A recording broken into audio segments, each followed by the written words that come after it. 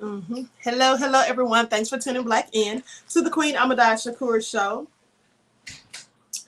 How many of you heard of this monster? Says Dee Dee. Hello, Lioness of Ahmadiyyah. Hello, Kathy B. Loving my melanin. Sharita Hill. And everyone else in the chat who I can't see as of yet. Hello, Marcus B1. Okay, so let's go ahead and get into it, people. It is a dark and gloomy night. Just the perfect setting for a scary story. Okay. So anyway, we're going to be talking about Jimmy Saville. I think I may have misspelled his name in the title, so I have to change that. Some people spell it with one L. I've seen numerous articles spelling it with one L, and some people spell it with two. Hello, Netta Patah. Pamela, Goodness Rated Bo is Black. Tamisha Godfrey, Nichelle. Okay, so let's get into it. Kevin Hargrave. Now, so I'm going to be talking about satanic ritual abuse. Now, some of you remember I have discussed this before when I talked about the elite pedophile rings and things of that nature. So, hello, Silent D. Black again and 400. Hello, Ryan and Blue. New Jersey Times. So with that all being said, I'm going to be discussing it again. I'm going to tell you about a man who was accused of engaging in this, and some speculate that Jeffrey Epstein was also engaged in this, though the whole case with Jeffrey Epstein was basically talking about pedophilia, right? Sex with children and inappropriate things with children. That's basically what that case was talking about. But some have speculated that he may have also been engaged in satanic ritual abuse. And I have to ask or wonder if Kevin Spacey was, because they've also alleged of the people that went to his so-called pedo island that they said Kevin Spacey, this is just what I heard. I'm not saying this is a fact. But now it is a fact that Kevin Spacey was accused of molestation with, inappropriate acts and sex with minors. That is true. I did a story on that like a year ago. But anyway, some have said that Kevin Spacey was, in fact, banned from Pedo Island because of the numerous times they heard screaming as though someone was being tortured at the island, and other people who were guests there felt uncomfortable. Now, this is what has been rumored, and like I said, I can't substantiate that. But I'm going to be talking about a brother and sister by the name of Fran and Dan Keller who said that some of these things happened to them. Then I'll get into Jimmy Saville later. And again, he was a rich, elite person over in the UK who actually was into radio, broadcasting, hosting talk shows and things like that. And they say he was the best at it. Okay. And over decades, they say that Jimmy Saville engaged in these nefarious acts. And they say that the last person that he raped, this happened when he was 82 years old, is what they said. Okay? So we'll talk about all of that.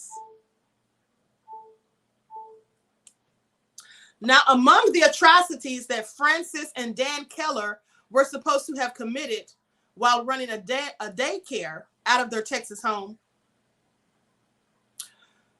such as drowning and dismembering babies in front of the children, killing dogs and cats in front of the children. And let me say, I'm sorry, Fran and Dan are not the ones who this happened to. They're the ones who supposedly committed these acts. Okay, so let me get back into it. So they were accused of drowning and dismembering babies in front of children, killing dogs and cats in front of the children, transporting the children to Mexico to be sexually abused by soldiers in the Mexican army. Also, dressing as pumpkins and shooting children in the arms and legs, putting the children into a pool of sharks that ate babies, putting blood in the children's Kool-Aid, cutting the arm or finger off of a gorilla at a local park, and exhuming bodies at a cemetery, forcing children to carry the bones. These are some of the nefarious things they were accused of having done. How sick and depraved. Now, it was frankly unbelievable, except that people, most importantly, a Texas jury, did believe that the Kellers had committed at least some of these acts. You see, in 1992, the Kellers were convicted of aggravated sexual assault on a child, and each was sentenced to 48 years in prison. Now, the investigation into their supposed crimes took slightly more than a year. The trial only took 6 days, however. After multiple appeals efforts and 21 years of prison, the Kellers are finally free. Fran Keller, age 63, was released from prison on November 26th. And this article was published in 2014. So I would imagine she was released in 2014. It says she was released from prison on November the 26th on a personal bond, just in time for Thanksgiving. Her daughter was waiting for her with a bag full of first clothes that weren't prison with a bag full of her first clothes that weren't prison issued, that Keller had not seen in years. Dan, who turned 72 in prison, who also walks with a cane now, was released on December the 5th. This time, Fran was there to greet him. Now, the Kellers divorced while in prison, yet they remained close as two people locked up in separate prisons for crimes that they claimed they didn't commit could be. The Kellers were released after the doctor had testified at their trial and provided the only physical evidence that any sexual assault had taken place. This is after he recanted his statement. So in other words, they did these 20 years in prison, but they were only released after the doctor who testified at their trial came forward with physical evidence and then said and then he recanted his testimony from the previous trial. Now, Travis County District Attorney Rosemary Lindbergh agreed with the findings of appeals filed on the Kellers' behalf, that they were denied their rights to a fair trial and that their conviction should be overturned, allowing the Kellers to be released while their appeals moved through the courts.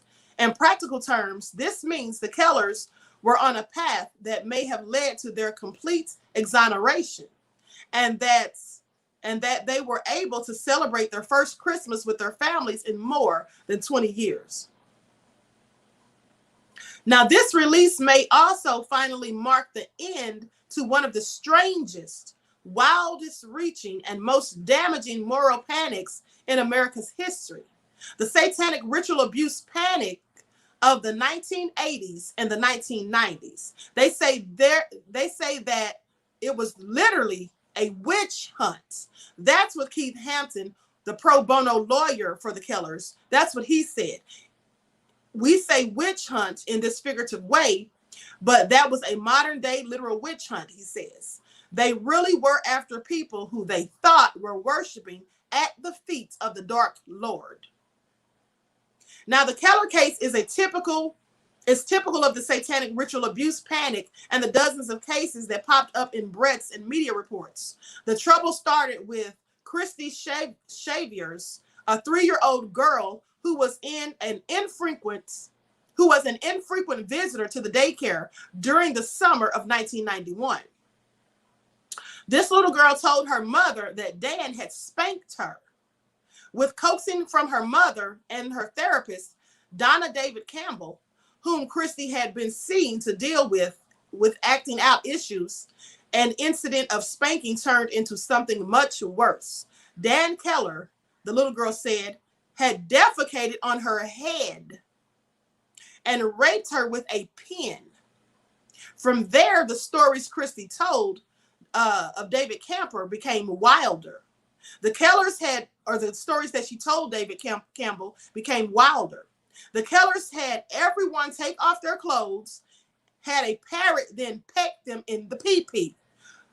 They were told they made her smoke a cigarette. This is what the little child said. They made her smoke a cigarette. They came to her house with a chainsaw and cut her dog Buffy in the vagina till it bled. David Campbell concluded that Christy was an imaginative child having trouble with her parents' divorce, and that she was the victim, but that she was the victim of ritual abuse. The case was turned over to the police. Parents of the children who attended the preschool, however, continued to talk to one another and their children. So in October, another child, also a therapy client of David Campbell, told his parents that he'd been abused. A third child, whose mother was in contact with the parents of the other two, came forward in February of 1992. The stories included the killing of a baby tiger in a graveyard, a person being shot by people in the sheriff uniforms, and then dismembered with a chainsaw. Videotaped sex with adults and other children, and the killers wearing white robes and lighting candles to assault them. No other children, including those children who were supposedly the targets of abuse, or their parents, confirmed the accounts. Now, when put on the witness stand, Christy, by then age 5, was at first unwilling to say anything had happened at all, then did, and then later recanted. Friends and acquaintances of the Kellers, including their landlord, who frequently dropped by unannounced, testified that they'd never seen anything out of the ordinary at the Kellers' daycare. Why did psychotherapists and investigators conclude that these fantastic allegations were in fact true? Because at the time, pretty much everyone else in America did. The seeds of the panic were planted with the 1980 publication of Michelle Remembers, which was a best-selling account of the Canadian psychotherapist's work with a woman named Michelle Smith, who under his care began recalling forgotten memories of an horrific childhood sexual abuse at the hands of her mother and others who were part of a devil-worshipping cult. The book riddled with fantastical claims. For example, Jesus and the Virgin Mary and the Archangel Michael held Smith's physical scars, launched a cottage industry in recovering memories of satanic ritual abuse. The psychotherapist and Smith later got married. Now, the panic began in earnest with the McMartin preschool trial. And I've talked to you about this before, the McMartin preschool trial, when I also talked about the elite pedophiles. Now, this investigation had begun 30 years ago, where the owners of a California preschool and several teachers were accused of molesting a 2.5-year-old boy. Before it was over, hundreds of children, usually after lengthy sessions with coercive therapists, came forward to say that they too had been taken to a church to watch the beheading of a baby, then forced to drink its blood, or flown by a plane to random cities for sexual abuse, or countless other bizarre stories. Now, let me stop right here, because it is clear to me that whomever wrote this article is trying to say these things are fanciful, and that they are not true, or they don't believe them to be true, and saying that they're so outrageous that they couldn't possibly be true. But let me tell you this. Now, there have been witnesses who have come forward and said that these things happened to them. Now, I can't say if they were lying or not, but there have been adult people who have come forward and they said these things happened to them when they were younger. I have also played for you before a video of a little girl and her brother who both said these things happened to them. Now, here's what I'm getting at. They're trying to say these things are bizarre and they act as though they couldn't have happened. What I want you to pay attention to is the same things that I told you in the elite pedophile rings, and there was receipts on that these children said these things. These are the same things these kids said. So I find it very interesting that they're trying to act as though it's so bizarre. But if you recall, and likely doing so because this case happened prior, I would imagine. Because the kids that I played the video of, I think that happened like in the mid-90s. This happened like in the early 90s, right? And in fact, those children may have been in the early 2000s, I do believe. But this happened in the early 90s, 91 and 92, okay? And so they are saying that they were taken to a place where people were dressed in white robes with candles, and they beheaded a baby and made them drink the blood. Now, if you remember, those of you who remember like maybe 2 or 3 months ago, when I did the story, and I told you about the adrenochrome and all of that, and I showed you the video footage of the little girl and her brother, also a separate video, where they both said the same thing. The little girl said that her father would come to the school every day, and that the school staff, along with her father, would take them into a back room, like a storage room, and they would make them drink blood after they cut the baby's throats and let it drain into a bowl. And she said they would pour it into a silver goblet and make them drink it. And they would make them eat the babies. And remember, she also said that they would put the remains of the baby in spaghetti and feed it to the rest of the children in the school, unbeknownst to them. So these things, that did sound bizarre. But these children said the same thing. And I don't see how a 3-year-old could make up such a story. And even if you coax the 3-year-old into saying these things, how could they remember it? At 3 years old, and the child was only 5 when she went to court to testify. So it's just all so crazy. They're talking about it was a witch hunt. No, it was a devil hunt, a satanic hunt. They were looking for devils, okay? People who worship Satan. That's what it was. And so they said there was countless other bizarre stories. Now, while the investigation and trial unfolded, other cases surfaced. Media poured attention on the claims, which made great fodder for a newly created 24-hour news cycle.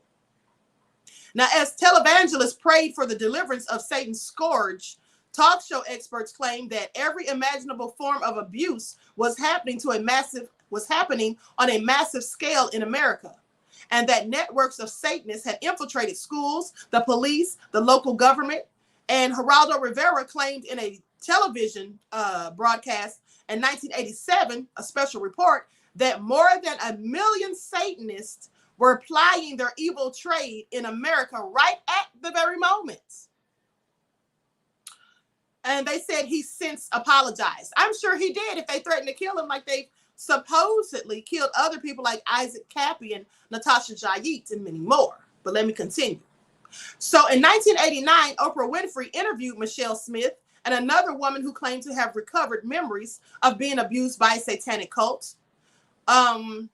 Sally Jesse Raphael, not to be outdone, then ran 2 shows on the subject. And in 1990, Don't Make Me Go Back, Mommy, a child's book about satanic ritual abuse, a children's picture book featuring colored pencil drawings of children being abused in satanic rituals, appeared in libraries and also in the therapist offices.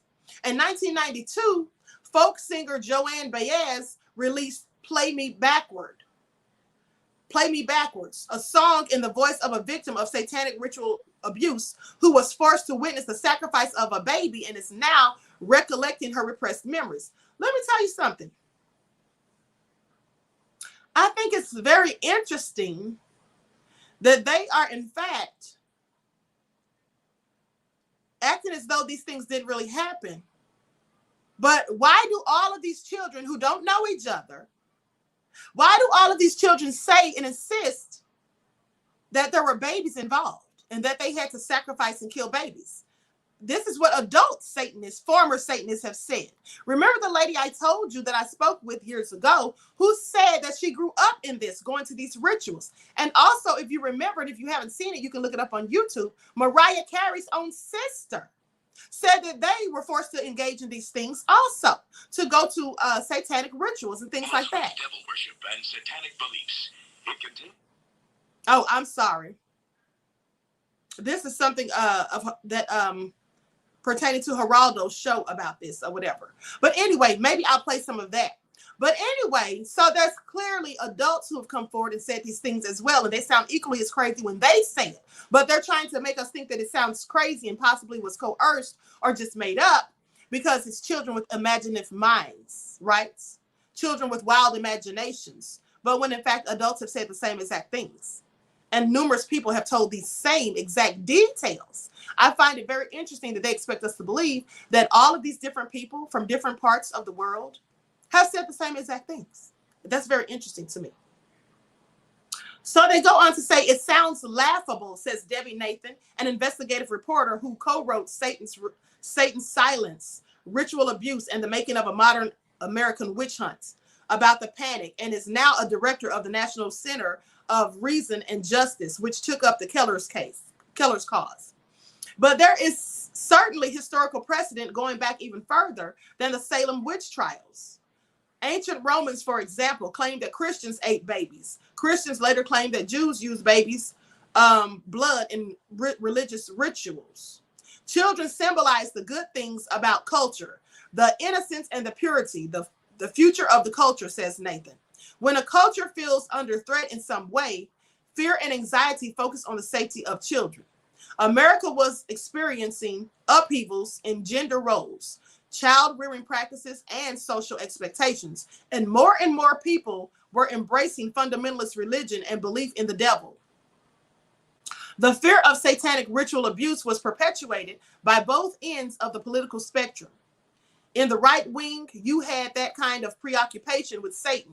And on the left, you had a lot of concern with the well-being of children and women going back to work. And I think it was a perfect storm of fear and anxiety, says Nathan. So basically saying that they think this was all because women were concerned and worried about going back to work. And then you had some people who were preoccupied with stories about Satan. She says most, if not all of those involved believed they were acting in the best interest of the children, which meant that any healthy skepticism was interpreted as anti-child. But extensive investigations revealed little to no truth to the satanic ritual abuse panic. The McMartin preschool trial ended in 1990 with no convictions, and even after the government threw more than $15 million at prosecuting it, it still was returned with no convictions. So in 1992, FBI agent Kenneth Lanning, in his report on satanic ritual abuse, declared that satanic ritual abuse wasn't credible. Hundreds of communities all over America are run by mayors, police departments, and community leaders who are practicing Satanists and who regularly eat and murder and eat people. He says, not likely. This is what he says, not likely.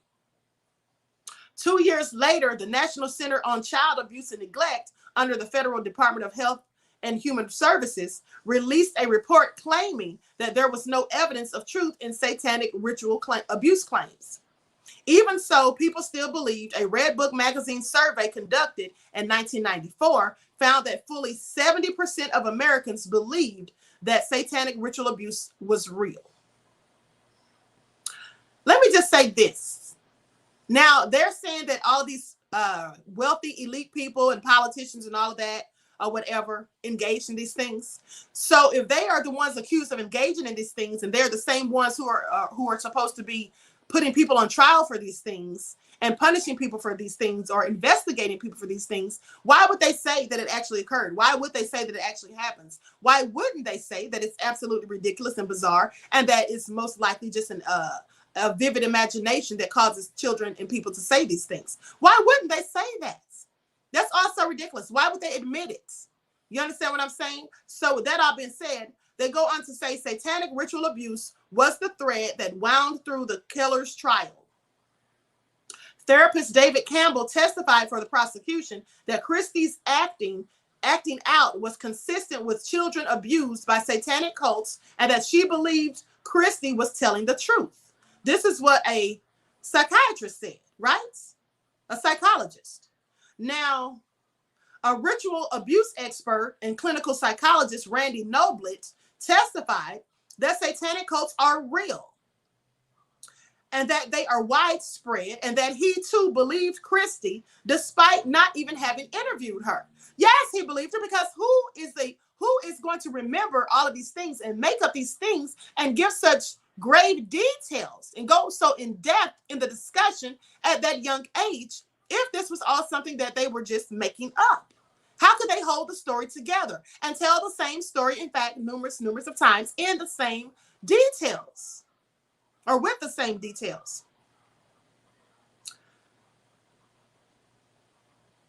Now, he said the satanic cults are real and they are widespread and that he believed Christie despite not having interviewed her. As Hampton, the killer's attorney, wrote in Frank Keller's appeal in 2003, Noblitt was featured on ABC's Primetime having a conversation with Satan, who Noblitt agreed was actually a pretty nice guy, notwithstanding, of course, his role as the Dark Lord of Evil. So they're trying to clown him, basically saying that he did an interview where he was actually talking to Satan and just really trying to make a mockery of whatever he thought or whatever his experience told him.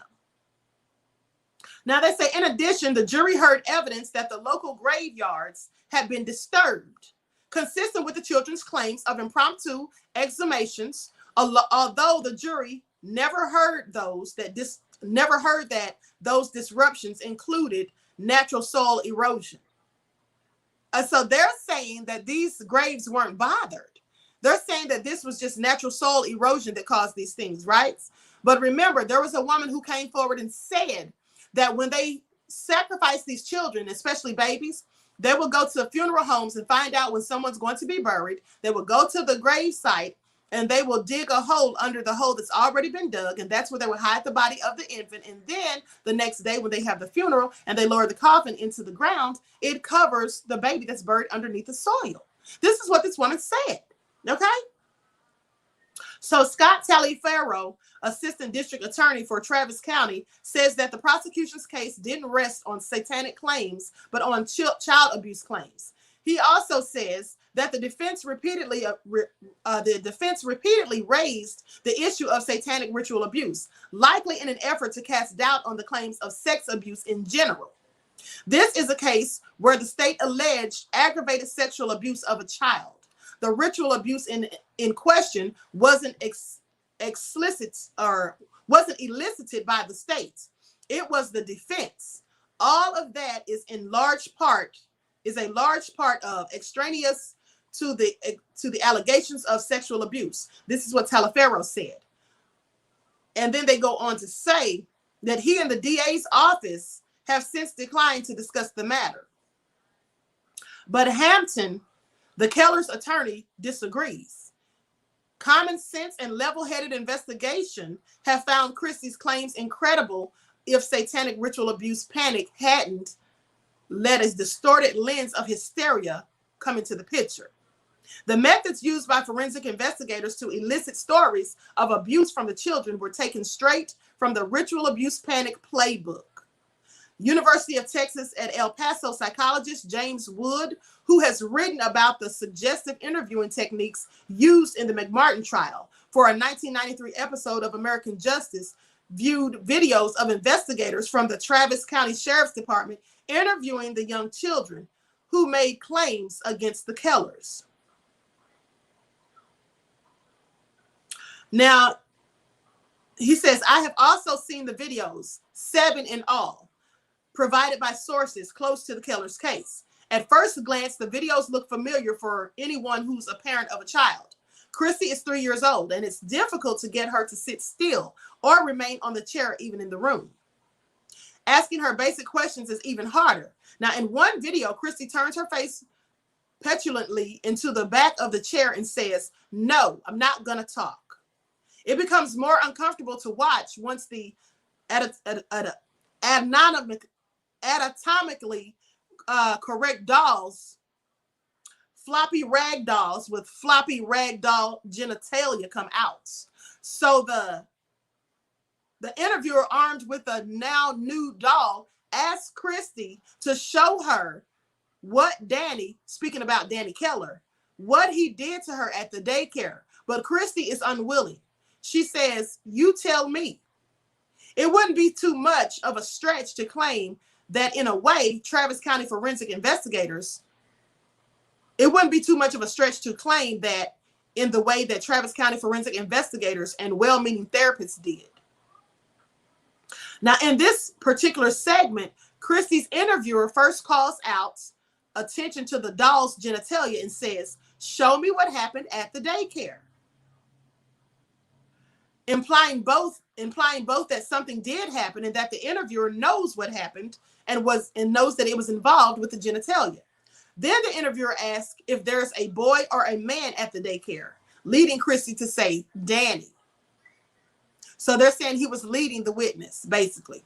Handing her the doll, she says, "Show me what Danny does at the daycare." In an interview with another investigator present, the woman tells Christy, "I think you forgot to tell us about something that happened, about some stuff that you have to talk to me about that you told therapist David Campbell." Another child who was interviewed, a 5-year-old boy, he was much more willing to talk. So willing, in fact, that it was pretty strange. When the interviewer asked him what they're here to talk about, he says, matter-of-factly, "Yeah, Fran and Dan." "What is it about Fran and Danny we need to talk about?" the interviewer asked. "The things they did wrong." Now, at the time, we didn't know that those things were wrong, but they were. That's what he said.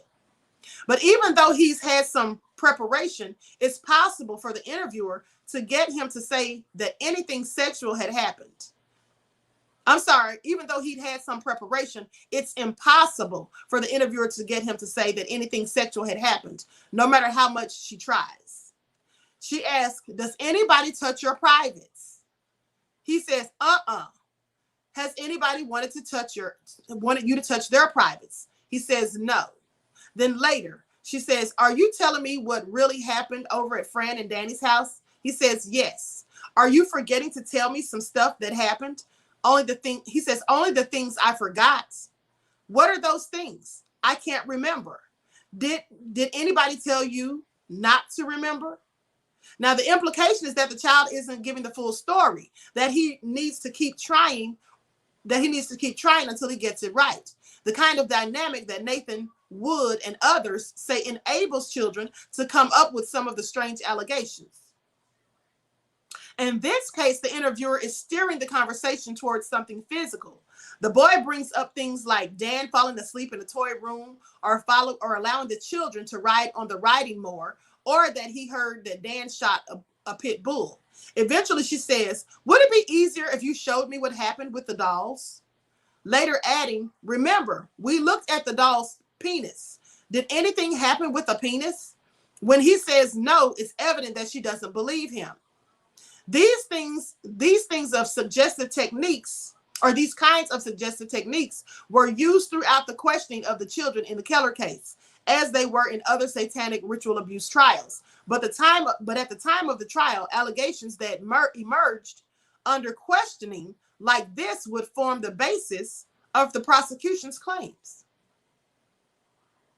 Now, Assistant DA Taliaferro is right in pointing out the fact that the Keller's convictions were entirely about believing in satanic ritual abuse. They also relied on another piece of fantasy, the alleged physical evidence. This too was consistent with another satanic ritual abuse and other cases, where inaccurate physical evidence frequently played a major part in convincing otherwise skeptical juries. So basically they're saying that she was, and I'm not going to read all this because it's quite lengthy, but basically saying that she was leading the children and trying to make them say certain things.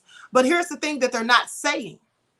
Initially, before they went to trial, before the people were charged and arrested, the children came forward and said these things. They went home and told their parents. The parents then came to the school to ask questions. And then they went to the police, and then these charges were brought forth. Now, although the children may not be talking, whether it's out of them being afraid, too shy, traumatized, who knows, whatever. And I'm not saying that the children are telling the truth or that any of this is the truth. I'm just saying that it seems likely to me that maybe the children were too traumatized, afraid, or whatever to talk. And at the end of the day, they're young children, like 3 and 5 years old. So with that being said, they likely felt more comfortable going home and telling their parents, because this is who they initially told. They went home and told their parents. Now, any of you who have children, young children, I'm sure you notice that your children act differently with you, most of them, as what they would tell you and how they interact with you and things like that, as opposed to having them get in front of a group of people that they don't even know and have them talk and answer questions and things like that. So I'm just saying, this is normal behavior as far as I'm concerned.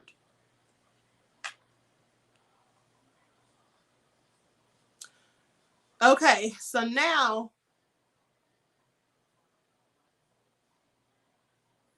tales of ritual abuse increase. Is the past sometimes too terrible to remember? Controversy surrounds members of torture. And this was written by the Baltimore Sun. And then we'll go into Jimmy Saville.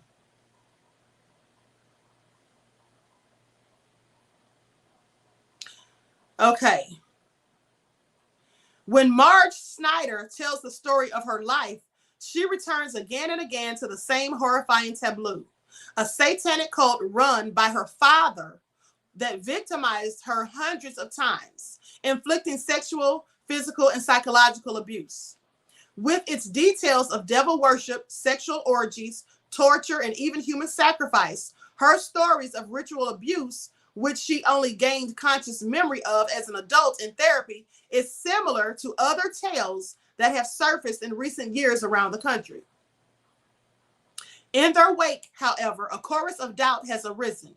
Are these stories accurate?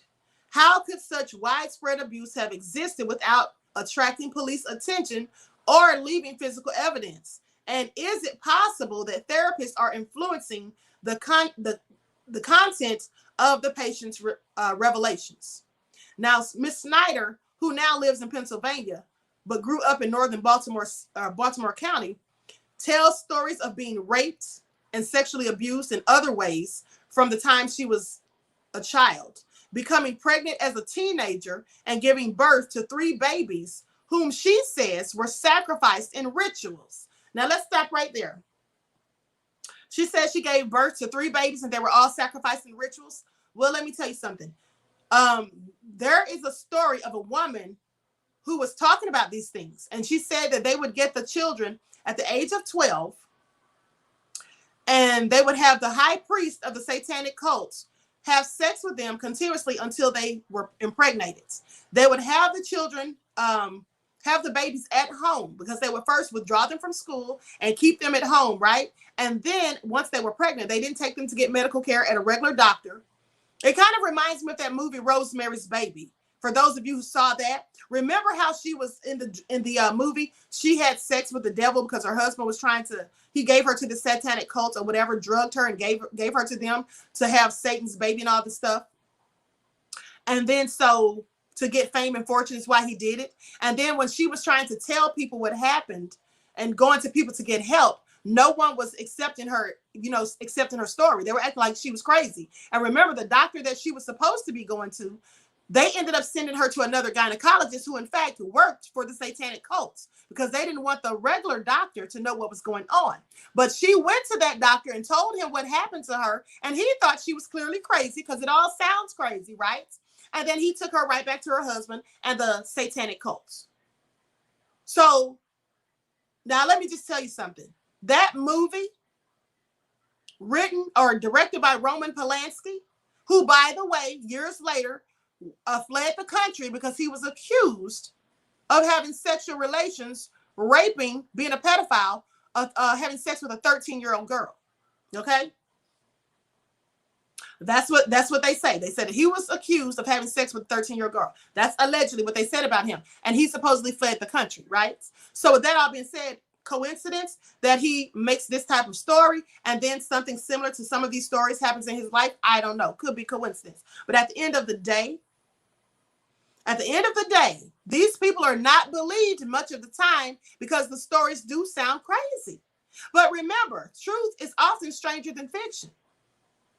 And so people don't believe these things, especially when they're about wealthy elite people who have high positions, and who are at the top of society, who are known and viewed and seen as pillars of their community, so to speak.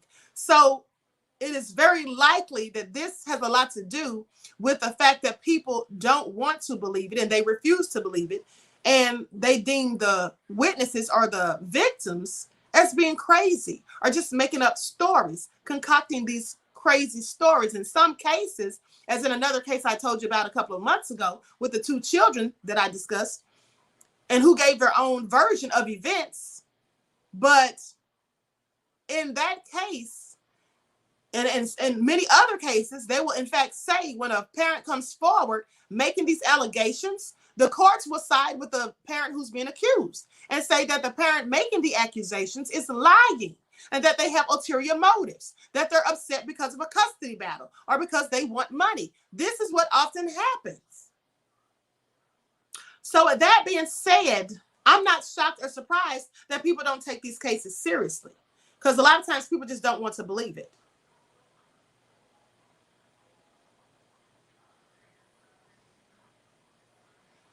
Okay, so let me continue.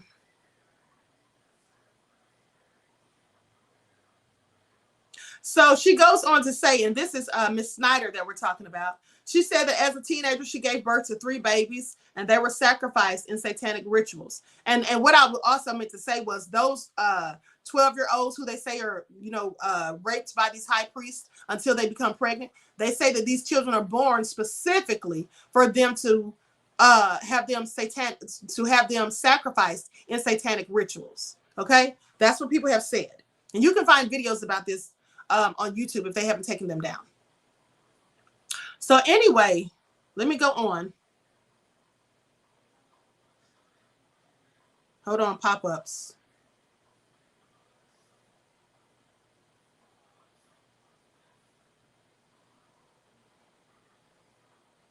Okay, so she said she had 3 babies that were used and sacrificed in satanic rituals, developing a fragmented personality that shattered over the years into dozens of different parts to deal with or block out the harvest. That's another thing. These people that go through these types of traumatic experiences will often have multiple personalities. Okay, now she says the damage started so early that the real Marge is, or this is what they say, the damage started so early that the real Marge is just a core. As Miss Snyder, age 37, who has been in and out of psychiatric wards for the past 15 years. Now, over the years, she held a number of jobs related to horticulture, but currently supports herself with Social Security disability payments. Now, in twice weekly therapy with a psychologist, she has been seeing the psychologist for 8 years. Ms. Snyder tries to convey what she endured. She says, think of the most horrible thing a person can do and then magnify that many, many times. Ms. Snyder was one of about 50 people who attended a conference on ritual sex abuse. The program was sponsored by the Baltimore Sexual Assault Recovery Center. It attracted numerous psychologists, social workers, educators, abuse survivors, and others, some from as far away as Texas. Similar conferences that have been held around the country in the past few years, as more and more people have gone public with stories about satanic ritual abuse. Now, other than these stories, which have been featured on Geraldo and other TV shows, are uncovered over years of therapy, which allows the patient to peel back the layers of repression covering the memories of abuse. So sometimes they have repressed memories, because you have to think about it. If something's so traumatic and that you don't want to remember it, you don't want to think about it, then likely they will try to forget it. These are repressed memories. And then under hypnosis, they can start to talk about these things, and it comes back to their forefront of their memory. And often the stories are met with disbelief. Now, among law enforcers, mental health professionals, and the public in general, 2 camps have been formed.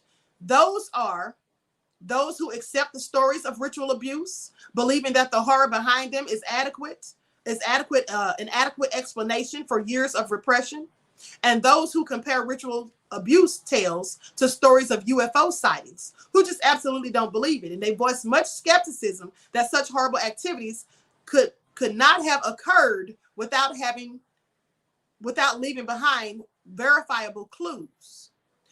Satanic ritual abuse is considered the extreme end of a continuum of satanic and cult activity, which ranges from dabbling in occult literature and gleaning satanic messages from hard rock lyrics to conducting ceremonies that involve no abuse to carrying out all kinds of incidents and abuse described by Snyder.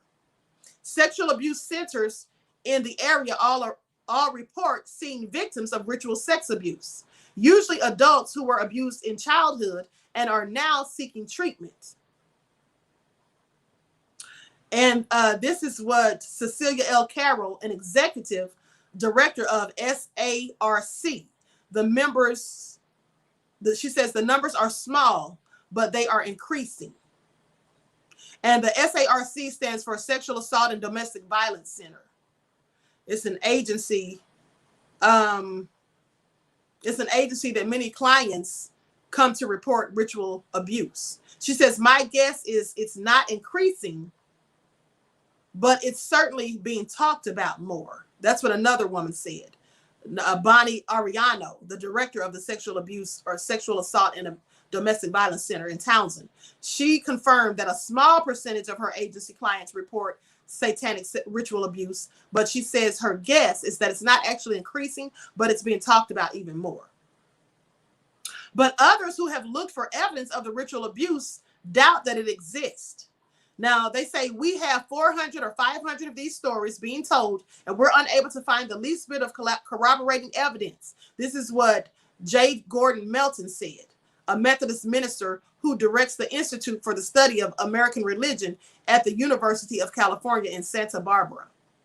He says, if you put the stories together, you would have hundreds of covens around the country that existed without anyone knowing about them, without a rumor mill picking up. This is what Dr. Melton said. Nobody ever talked about these things until about 1980. Then we start hearing stories. How do we explain this? That's what he wants to know. Let me just say this. They say if you put all of these stories together, there will be hundreds of covens around the world. Well, let me tell you something. That woman I talked to years ago, and there's also a woman on YouTube who said the same thing. They both said that there are thousands of covens in the United States. They didn't say around the world. They said just in the United States alone. This is what they said. Now, I'm not saying it's true, but I'm saying this is what they said. I don't know why anyone would make up these horrendous stories. They didn't get paid for it. In fact, many people called them crazy, so I don't know why they would make it up. But they both said that there are thousands of these families, and they pass it on from generation to generation. And Mariah Carey's own sister said this in an interview. And this is posted, it has been posted on YouTube. So you can look that up and research that as well. But there are numerous people who have said that they have been involved in these things, that they have witnessed these things, and that in fact, there are families around the world and in the divided snakes who participate in these things, and they pass it on from generation to generation. And if they want to ask, how could no one ever get information on this? How would there not be a rumor mill? This could easily be done if the victims were so afraid to speak, if they were afraid of being murdered, if they were afraid of seeing the things that they witnessed, that they claim they witnessed, if they were afraid of those things happening to them. That's how it could likely have not, come under the radar of people spreading rumors. Okay? And also, some people would not tell because of fear. Some people wouldn't tell because they were active participants. And if you think about it, if they're saying police and politicians, and all these people are involved in it, well, who are these people going to go to? If they're going to these people for help and these people happen to be involved in it or know people who are, do you think that's going to get them any justice? And in fact, remember I told you there was a former CIA agent who said these things, okay? He said these things himself. There's video footage circulating if they haven't scrubbed it from the internet. But I've shown that video before in a video about these type of things. He said that they would collect all these children and they would fly them on planes to different parts of the world where they would be used in satanic sacrifices and for ritual sex abuse and all types of nefarious things. Okay, so I just think it's really crazy that they expect people to think that all of these people as a collective are lying and making up these stories and that none of them have any merits. It sounds to me like just a bunch of denial. It sounds to me like something they just want to claim is a conspiracy theory. This is what I think. Now, I tell you what isn't a conspiracy theory, and that is the fact that they do, in fact, have satanic cults. They have satanic cults. There's one called the Order of the Nine Angles, okay? And then there's another one that they say that Dr. David Anthony Kidman, Nicole Kidman's father, there's one that they say that he was involved in over there in Sydney, Australia. All right? I believe it's called the Ninth Satanic Circle.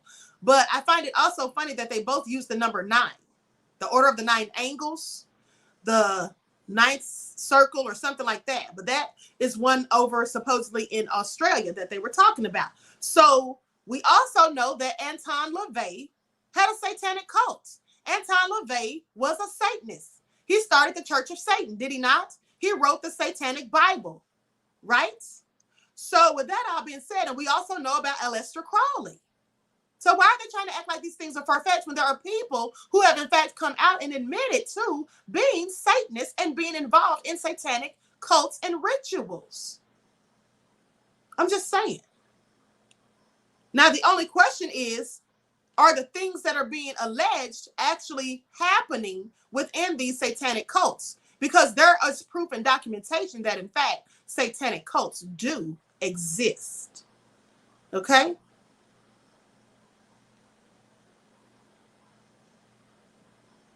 So anyway, let me continue on with Jimmy Saville. Jimmy Saville. And while I'm looking for this article, everyone, please go ahead and give this video a like. Please go ahead and get the thumbs up, thumbs up, thumbs up. Like this video, subscribe to the channel if you haven't already done so.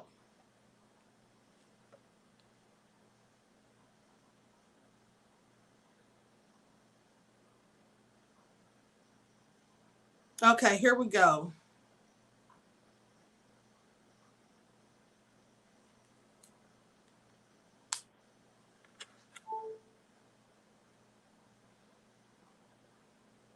Jimmy Savile, the UK's ultimate rapist, is what they called him.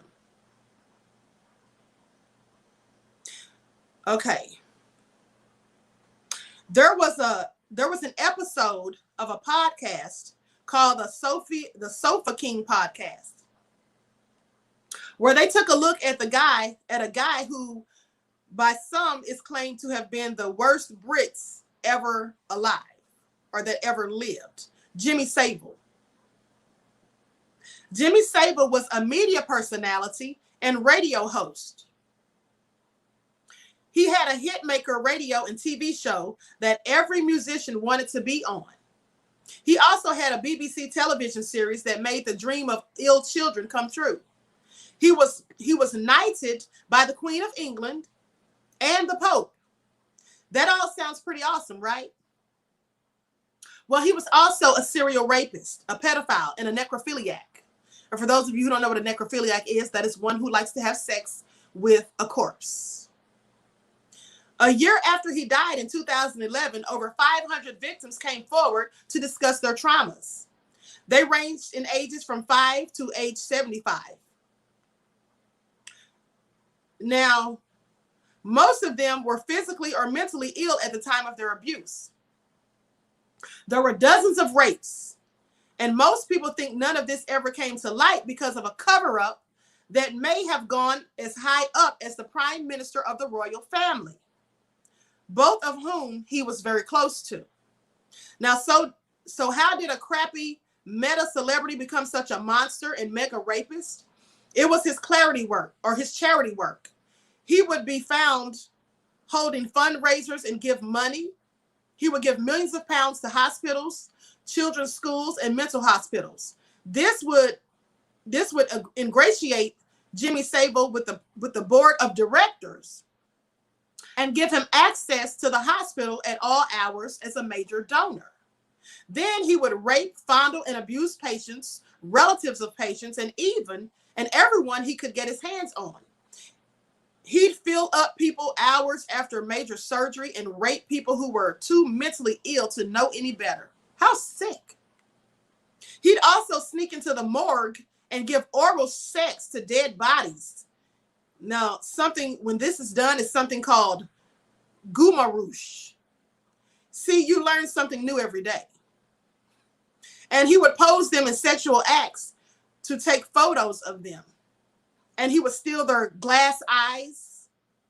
And then he'd brag about it to the hospital staff.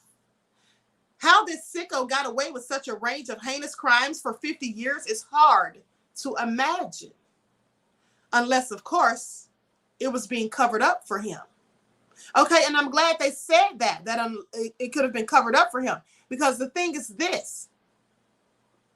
When they're trying to say, for those who are trying to doubt it and say that satanic ritual abuse is fictitious and that the alleged victims are all lying and making up stories, and they're saying, how could this have gone under the radar, undetected, without anyone hearing so much as a rumor? Well, if people are covering it up, like I said, if they're saying that law enforcement, politicians, high-ranking officials and all of that are involved, then I'm sure it could have been covered up. When we have the CIA, a former CIA agent, coming out saying these things and making these same accusations, why would we think that there's no merit to any of them? So Jimmy Saville, part of an intentional sex trafficking scheme, Jimmy Saville was part of an international sex trafficking scheme, as many people allege. Was he a lone shooter? Was he just the luckiest rapist in the UK, or did he go out of his way to hide the truth? Why did the BBC bury the story of Jimmy Saville's sexual assault after he died? How many times were the police tipped off over the years? Who was Claire McAlpine? And how did her suicide almost bring him down in the 1970s? Listen, laugh, and learn as we talk about someone who couldn't have died soon enough. So that's basically what they said on their podcast that they had about this man. So they say he did all of these things. And listen to this. Listen to this. Hold on. And by the way, his family buried him in an unmarked grave. They had the tombstone removed. And I'll talk about that in just a minute. Hold on. I'm looking for this specific article.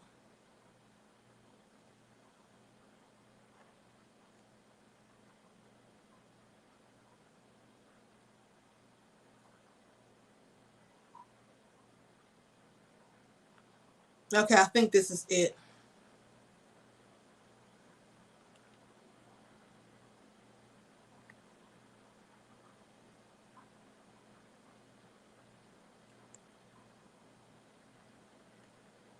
Hold on, people.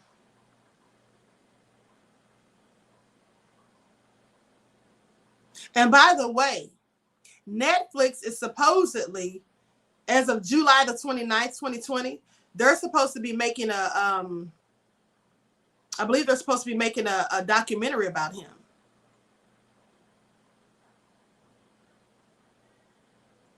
Yeah, they're supposed to be making a documentary about him. It says the documentary, reportedly a feature-length film more akin to Abducted in Plain Sight than the platform's docuseries releases, is said to be released next year, 10 years after Saville's passing. A source called The Sun, that Netflix hoped it will air next year. Said they hope it will air next year. It will consider some of his friendships with famous faces and the royal family included, and how he got away with so much despite being in the public eye for so long. Throughout his career as a TV personality and children's entertainer, hosting Jimmy'll Fix It, among other shows, Saville met members of the royal family on several occasions, notably in 1984, at the Royal Verity performance, when he dressed up as a theater doorman to greet them. The Queen, Prince Charles, and Princess Diana all attended the events at the Victoria Palace Theatre, and they're seen laughing with him in photos. In his short stint as the BBC Director General in 2012, George Entwistle offered a profound and heartfelt apology on behalf of the BBC to every victim. In it is the victims, these women who were subjected to criminal actions, who must be central in our thoughts, he said. Okay. Hold on.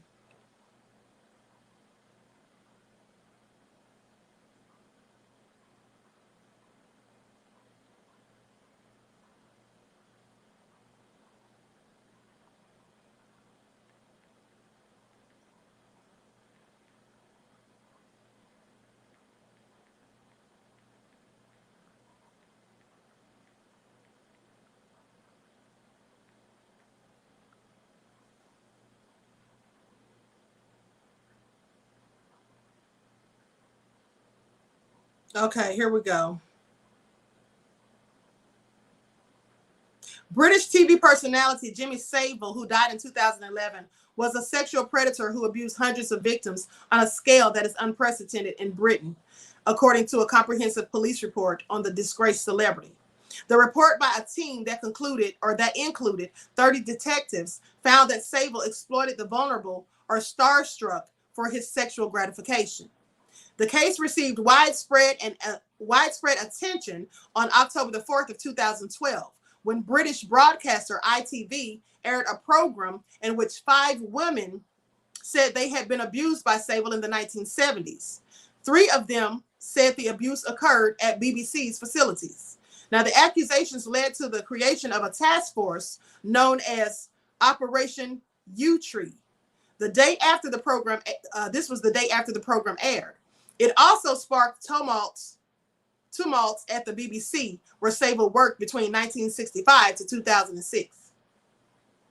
The arrival of the report 3 months after the ITV broadcast in which the women made their accusations against him, the report was titled, "Giving Victims a Voice."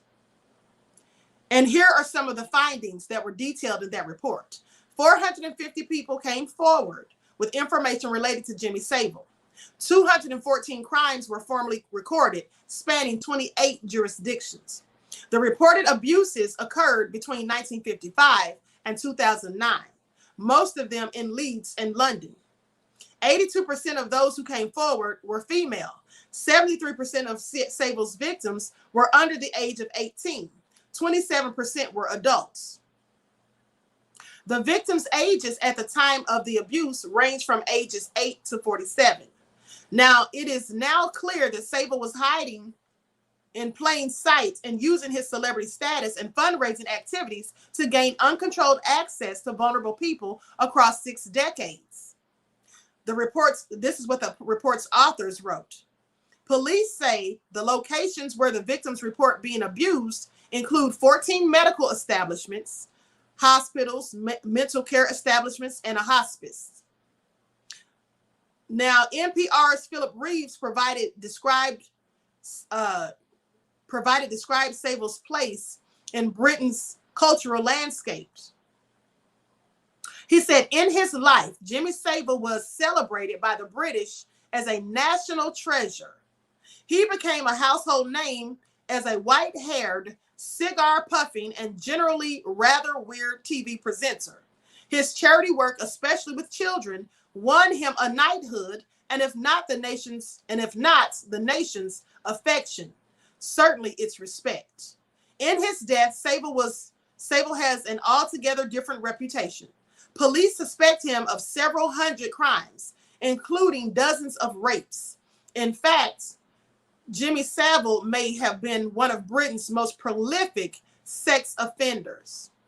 Tony says, sounds like Harvey Weinstein. Yes, he absolutely does. Sounds very similar to Harvey Weinstein, whose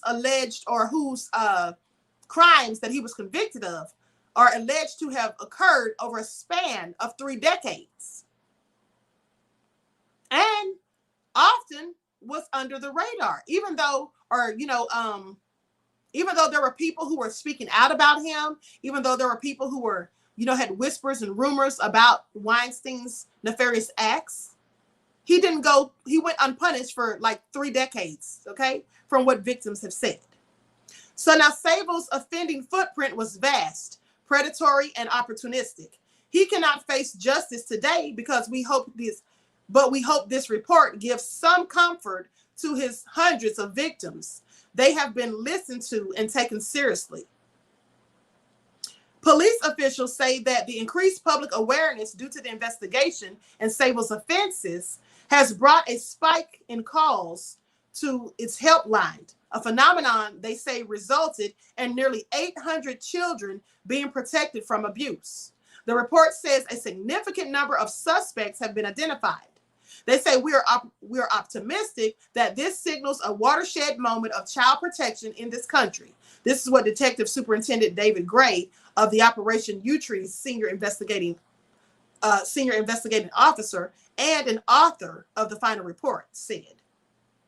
He said, we must seize the opportunity if we are to make a lasting change.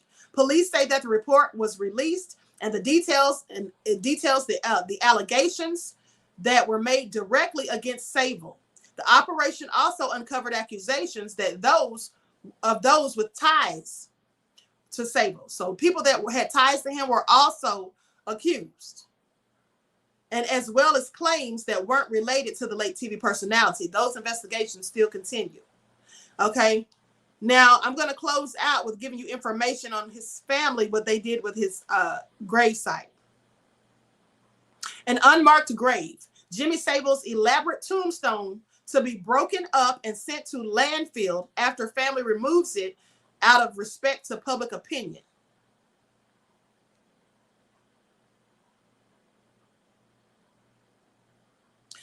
The 4,000-pound tombstone, and I don't mean pounds as in weight. I mean 4,000 pounds is in the cost, because remember, this is over in London. So it costs 4,000 pounds, not weight. Okay? The 4,000-pound tombstone, which bears the star's image and lists his accomplishments, including his epitaph, is "It was good while it lasted." That was his epitaph. It was good while it lasted. I'll bet it was, for 6 decades, no less. But let me continue. It was removed at around midnight. And this happened in 2012, October 2012. Jimmy Saville is today lying in an unmarked grave after his family removed his headstone and sent it to be broken up and disposed of in a landfill. The 4,000-pound tombstone, which bears the star's image and lists his accomplishments, including the epitaph, "It was good while it lasted," was removed around midnight after Saville's family requested it be taken away out of respect for public opinion. The move came after police said they believe the predatory sex offender could have abused up to 25 victims over 40 years. Now, Saville's family said they made the decision to ensure the dignity and sanctity of Woodland Cemetery in Scarborough.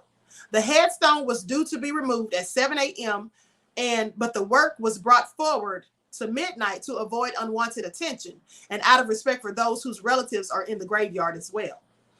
It has now been taken to a stonemason's yard in Leeds, where the inscription will be broken down and will be broken up and sent to a landfill.